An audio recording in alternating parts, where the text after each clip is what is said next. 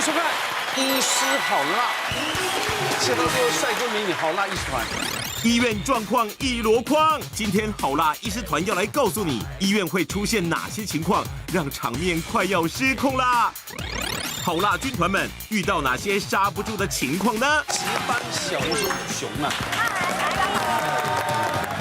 我要跟你说一个小故事。说。对，它是一个真实的案例，因为其实我们知道医疗的一些问题，还有一些状况，其实是蛮多的。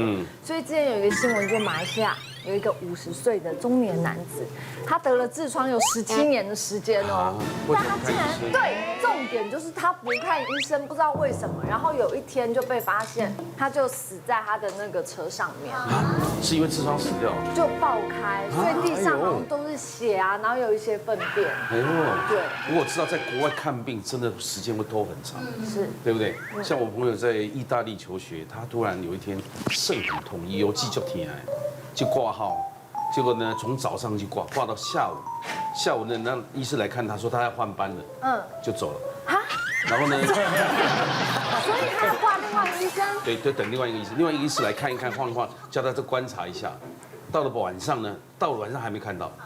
最后到晚上，那个医生走了，开了一个给他那个什么止痛的药还是什么，他也搞不懂他到底什么病，就隔了第2天再去看，第2天才发现他是肾脏发炎，就这么一点病，那拖了2天，天哪！对，这种在国外应该层出不穷嘛。没错没错。对，所以意外来挡也挡不住，今天要看。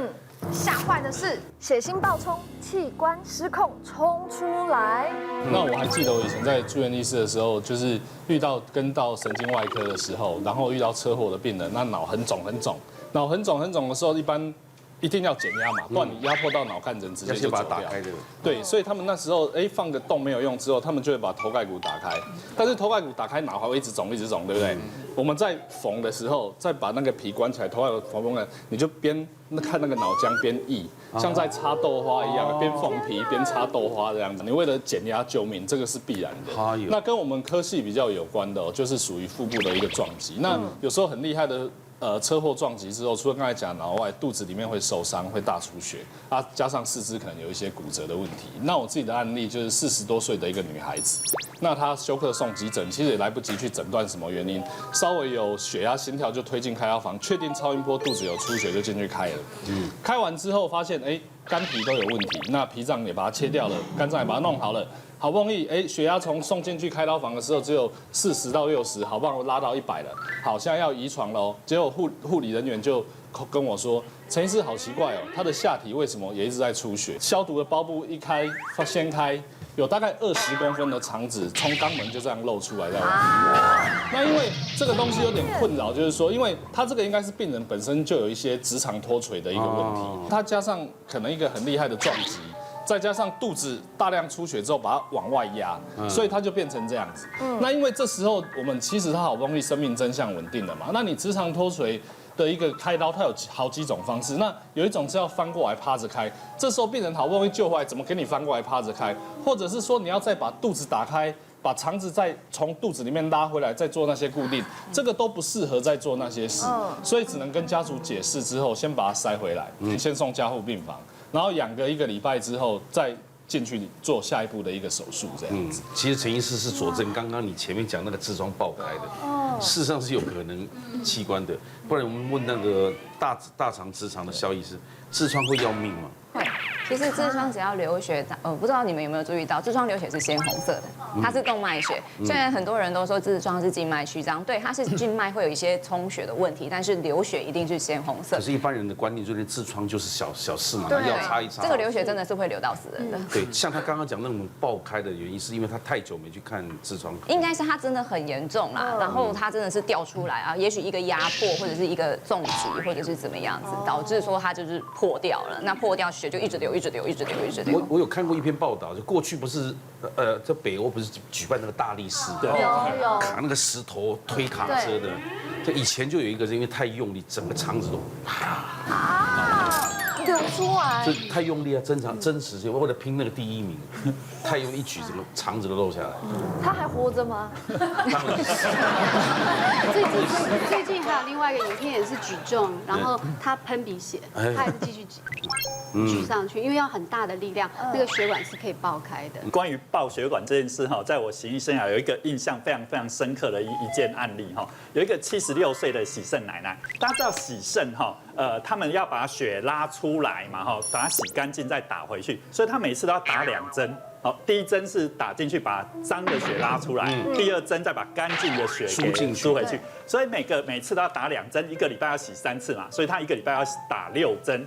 那1年有52周，他们1年要打312针。那312针是打在他自己的血管，那叫动静脉。他们有开刀做一个动静脉瘘管。你1年打完不是密密麻麻的吗？对，所以你看打了，隔天就让它愈合，然后又继续再打，继续再打。所以他们很多时候会那个叫血管内皮就会受损，会鼓出一颗球，像球一样的血管，那叫假性血管瘤哈。这可以看一下我们的那个照片哈。我有这个，就很多洗肾病人，你去看他都有这样，这颗是比较大的。但是他们多多少少都有大大小小的。那个阿嬷已经洗5年了，她打了多少针？1500多针了。所以她的血管瘤，其实在她第5年的时候就开始越鼓越大，越鼓越大。那你有没有想，每次护理人员都很担心说，因为会不会像气球一样戳破就突然爆掉？那爆血管是很恐怖的。那所以我们就请他儿子带他去血管外科哈，这个其实要做一些手术，甚至就把它绑起来，要再做另外一条新的。可是儿子很忙。那就是说他没空。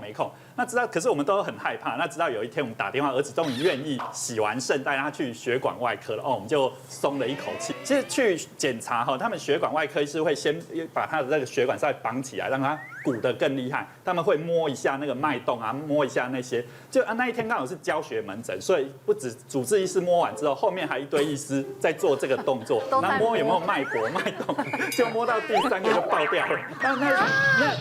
我说这是信也是不信。好，爆掉之后，你今天还好是在医院，其实这个爆掉就类似你颈动脉被割到一样，因为那是一个大动脉爆血管，其实瞬间血压就往下掉。其实很多，我后来 Google 很多这种洗肾病人爆血管瘤爆掉，曾经有几个有时候在挤公车的时候突然爆掉，那个也死亡。那有一个是在修理那个工具，他去借人家的那个修车工具，不小心碰到他的血管瘤爆掉，这个从来都没有救活过，因为大出血很快就是那个病人因为刚好在医院，那马上去急诊室输血止血，后来是救活了。所以他说信也不信。对，所以我就觉得这个要在该处理的时候及早去处理，不要把它弄到这么大一颗，这个是很危险。所以有时候大便用力也会爆掉，对不对？太用力了，你脸都涨红的嘛，你的血管都在那边已经充满了。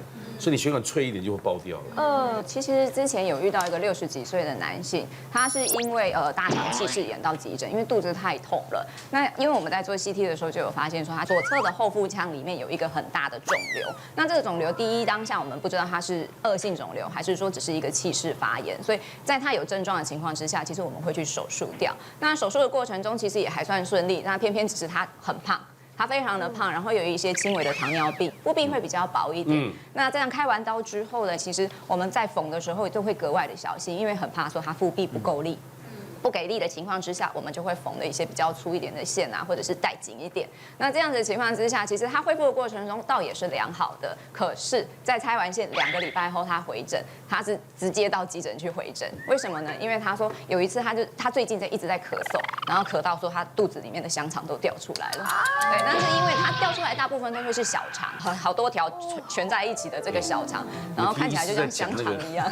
第一是在讲好像肠子，你看有时候开刀那肠子乱了还要重新整理，有没有？对啊，顺还线组合整理，塞回去。因为我们整理肠子主要是避免之后粘连造成的一些奇怪的角度，然后会有一些腹胀啊，或者是一些肠粘连的问题。就像我们小时候讲要去传统市场，你被昏等了。